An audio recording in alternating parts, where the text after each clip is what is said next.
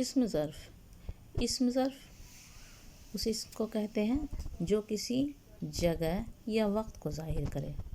جس لفظ سے کسی جگہ یا وقت کا پتہ چلے جس اسم سے اسے ہم اسم ظرف کہتے ہیں. اسم ظرف کی دو قسمیں ہوتی ہیں، مکان اور زمان.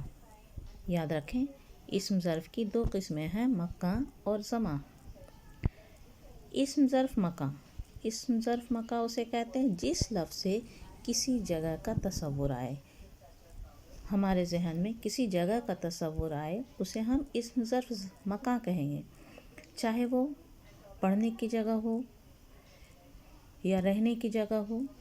کسی بھی جگہ کا تصور آئے اسے ہم اسم ظرف مکان کہیں گے. جیسے کتب خانہ یعنی لائبریری ہے، یہاں کتاب رکھنے کی جگہ ہے. گھر، گوشالہ، اسکول، اسے ہم اسم ظرف مکان کے کالم میں ڈالیں گے. تو اسم ظرف مکان کسے کہتے ہیں؟ جس لفظ سے کسی جگہ کا تصور آئے اسے ہم اسم ظرف مکان کہیں گے. جیسے کتب خانہ ہے، گھر، گوشالہ، اسکول، ہاسپیٹل وغیرہ. اسم ظرف کی دوسری قسمیں ہیں. اسم ظرف زمان سے زمانہ یعنی وقت.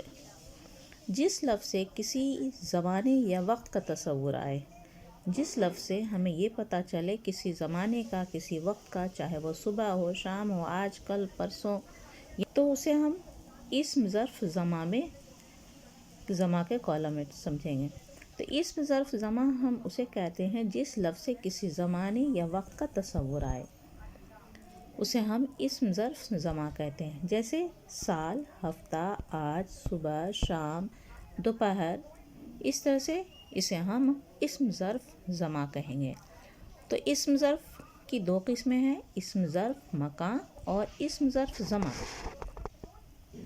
اسم ظرف اسے کہتے ہیں جس سے کسی جگہ یا وقت کا پتہ چلے. لیکن اسم ظرف میں دو قسم آیا، ایک مکان جس سے جگہ کا تصور آیا، اور اسم ظرف زمان جس سے وقت کا پتہ چلے. جس سے ہم وقت کا تصور کرتے ہیں اسے ہم اسم ظرف زمان کہیں گے.